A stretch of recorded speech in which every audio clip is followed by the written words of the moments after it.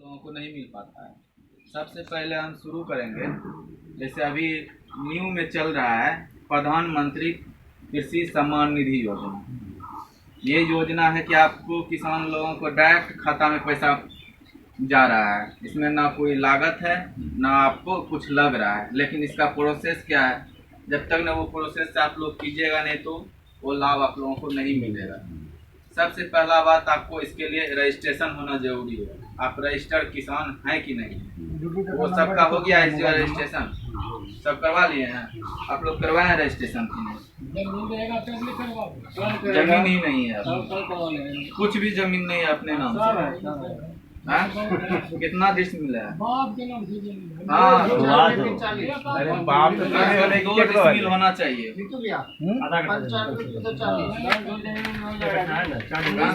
Decimal होगा, उसमें भी आपको लाभ मिलेगा।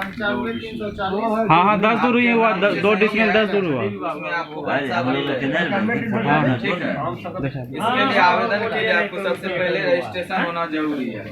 तो उसमें पहले क्या था, इस सम्मान निधि योजना में प्रधानमंत्री का, तो इसमें था क्या कि आप 2 डिसमिल से लेके और 5 एकड़ से नीचे वाला एक किसान, यानी 482 डिसमिल तक ही किसान आप आवेदन कर सकते हैं। लेकिन जब ये चुनाव हुआ, उसके बाद जब प्रधानमंत्री फिर से बने हो नरेंद्र मोदी, वो क्या कहे, वो पास कर दिए कि 2 डिसमिल से लेकर और अपर तक जितना भी हो तो वो भर सकते हैं किसान सम्मान निधि योजना के तहत।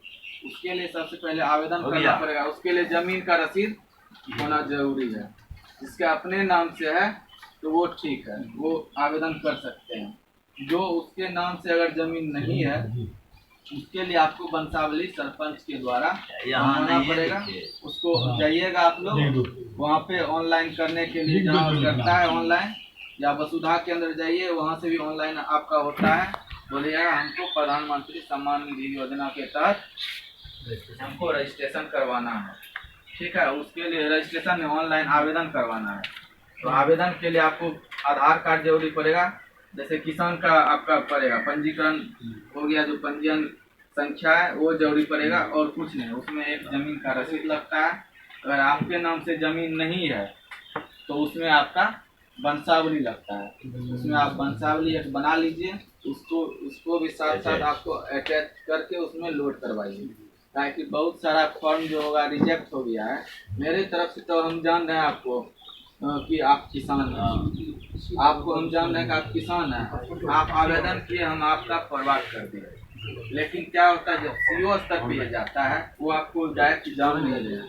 आपका आवेदन वो क्या करते हैं, आपके नाम से नहीं, आपके दादा के नाम से है, तो आप नहीं जान रहे हैं। उसमें तो दर्शाता है, आप जब भी लिखिएगा अपना फादर का नाम लिखिएगा, पिता का नाम लिखिएगा, उसमें दर्शाता है, लेकिन दादा का नाम पता नहीं चलता है उसके नाम से, जिसके कारण वो संबंध कोई नहीं रहता है। इसके लिए आपको जरूरी है वंशावली होना जरूरी है। इसीलिए उसको वंशावली देके, और जिसका आवेदन रिजेक्ट हो गया, कोई भी कारण से रिजेक्ट हो गया, तो उसमें पुनर्विचार में दिए हैं प्रधानमंत्री साहब।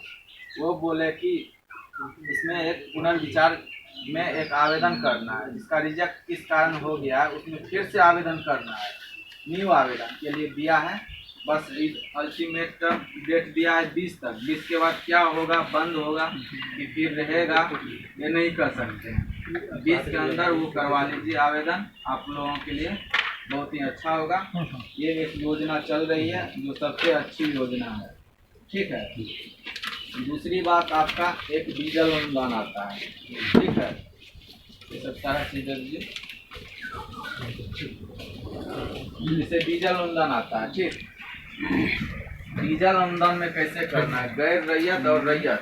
रैयत किसान वही हुआ जिसके पास अपना जमीन है, जिसके पास कुछ नहीं जमीन है, लेकिन दूसरा का खेती कर रहा है, ठीक है। उसके लिए भी लाभ है, लाभ लेना चाहिएगा तब। उसके लिए जब आप बटवन करते हैं, उस समय एक डीजल का एसएमओ मिलता है, वो आप बचा के रखें, ठीक है। जब आवेदन आप कीजिएगा, उसका आवेदन करने के बाद उसको क्या करना है, केस मेमो का जरूरत पड़ता है।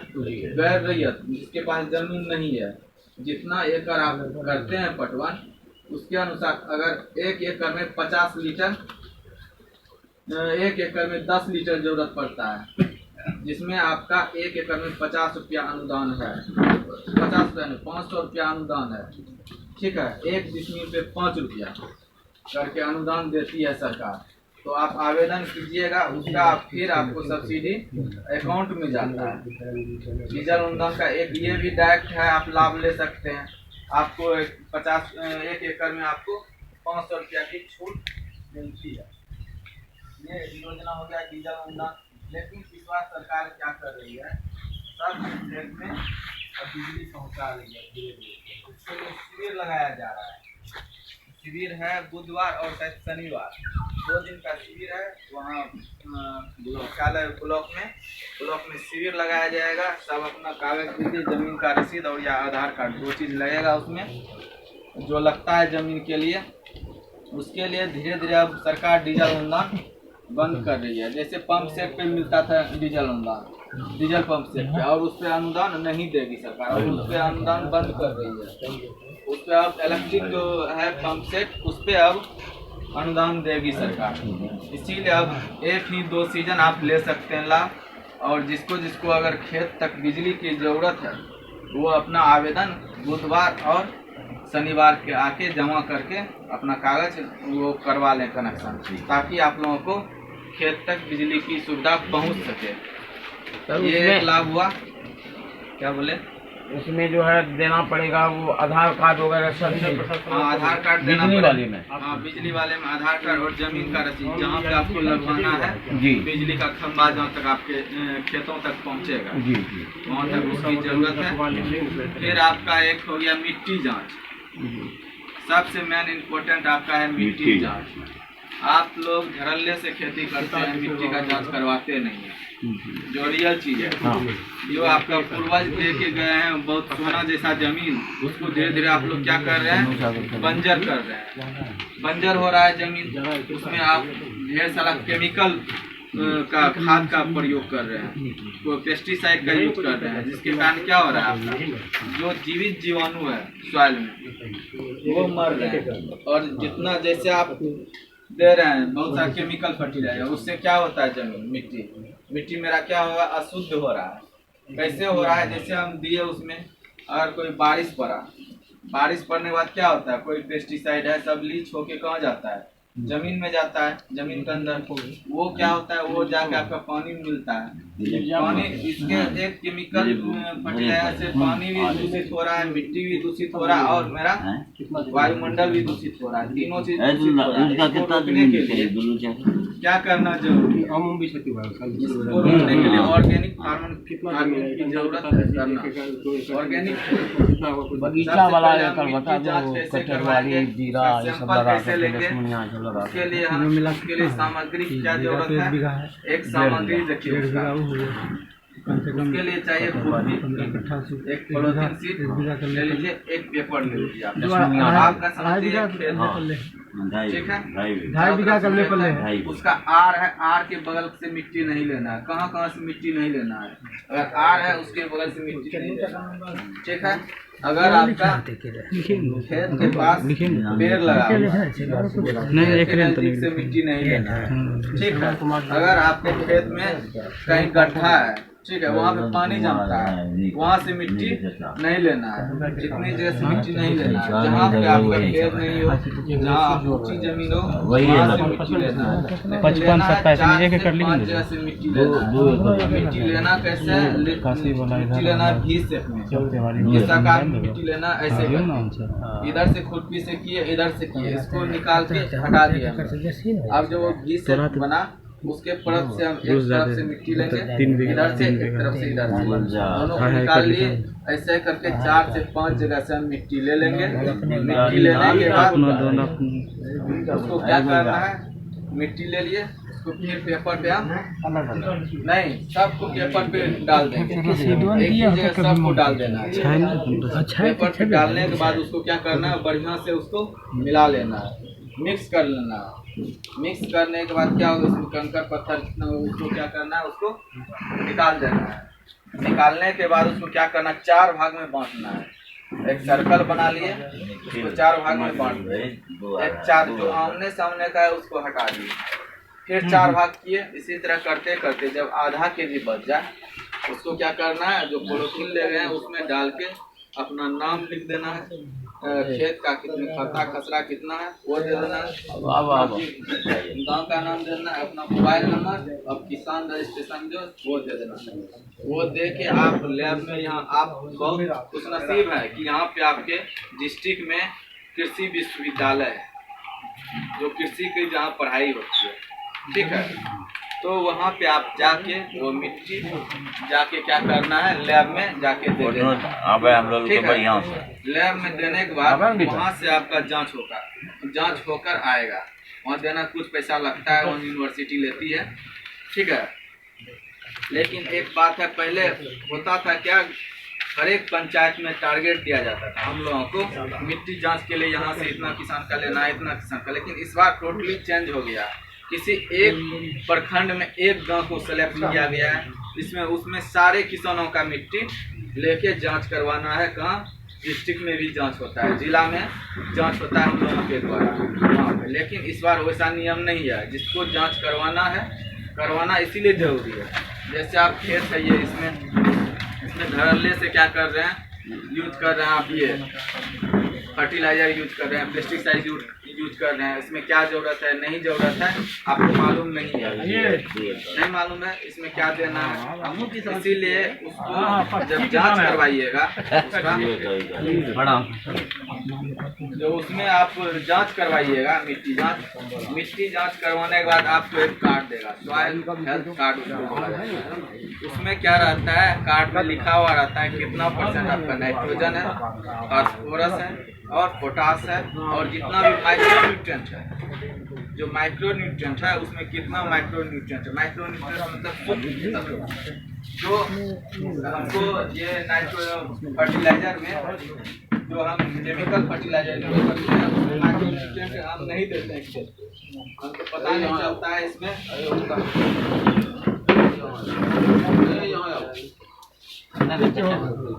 यही बचा है, इसमें पता नहीं चलता है कितना फर्टिलाइजर है, कितना माइक्रोन्यूट्रिएंट है, इसका पता ही नहीं चलता है।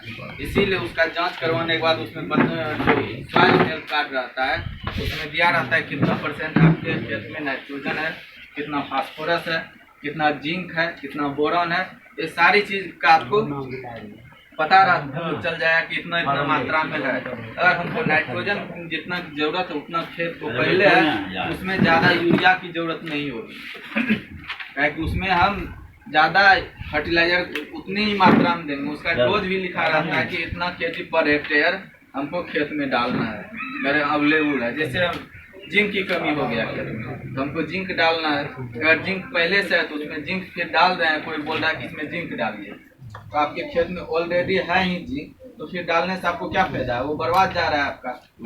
इसीलिए मिट्टी जांच जरूरी है।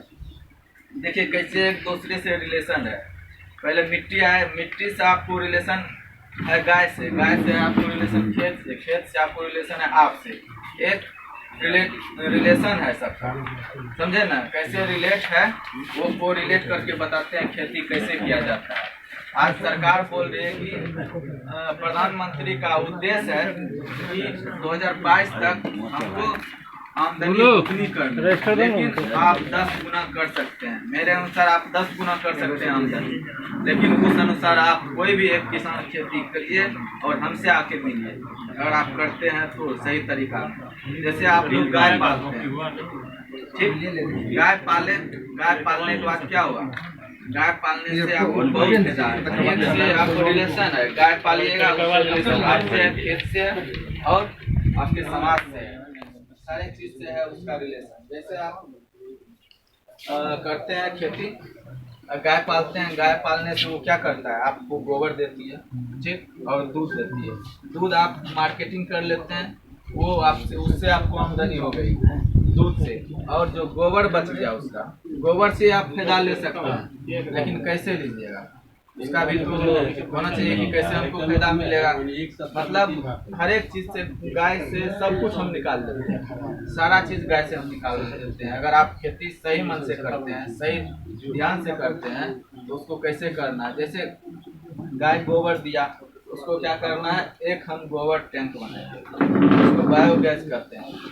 जो गोबर बायोगैस बनाए उसमें हम गोबर डाल दिए, गोबर डालने के बाद क्या होगा, उससे फ्यूल निकलेगा, उससे आप खाना बना लीजिए। देखिए कितना बचत है। गोबर से हम उसको गोबर गैस से निकाल के उससे खाना बना लीजिए, उसका खाना खाइए, देखिए उसका स्वादिष्ट क्या होता है, उसका स्वाद कुछ अलग ही मिलेगा आपको। जो आप खर्चा करते हैं ये बायोगैस क्या कहते हैं, एलपीजी लाते हैं, उससे उसका बचत हो जाएगा गाय पालने से। और जो वो सैलरी उसका गैस निकल गया, उसके बाद क्या हो जाता है, वो ठंडा हो जाता है, उसको निकाल के फर्मी फीड बना लीजिए, बगल में बना हुआ है इस तरह का वो बना लीजिए, वो निकाल के उसमें डाल दीजिए। उसमें एक आता है 2 केचुआ, तो उसमें वो केचुआ डाल दीजिए, तो उससे आपका भर्मी तैयार हो जाएगा। भर्मी तैयार होने के बाद उसमें भी फायदा है आपका, आप भर्मी कंपोस्ट बनाइएगा तो आप बेच सकते हैं, मार्केटिंग कर सकते हैं, या अपने खेतों में दे सकते हैं। ठीक है, उसमें भी सरकार अनुदान देती है। जो बायोगैस टैंक बनाइएगा उसमें भी सरकार कम से कम 22,000 अनुदान है, उसमें 22,000 सरकार उसमें अनुदान देती है। फिर आप गोबर ये बनाइएगा भर्मी कंपोस्ट फीड, तो इसमें क्या होता है, इसमें भी सरकार 25,000 अनुदान है। जो बनाइएगा इसमें भी सरकार 25,000 अनुदान देती है। ठीक है, तो इसमें आप वर्मी कंपोस्ट आपका तैयार हो गया। इसमें 30 से 40 दिन लगता है वर्मी कंपोस्ट तैयार होने में। तो इसको आप फिर वर्मी कंपोस्ट तैयार हुआ, ये जो वर्मी कंपोस्ट कैसा देखने में लगता है, चाय का दाना देखे हैं ना, उसी तरह आपका निकलेगा, एकदम दानेदार रहेगा। अब इस वर्मी कंपोस्ट भी तैयार हो गया, इसको आप खेतों में डाल दीजिए। आप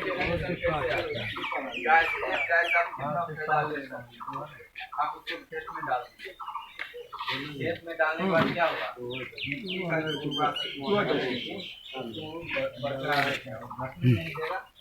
क्या करेगा, वो उर्वरा शक्ति को बढ़ाएगा।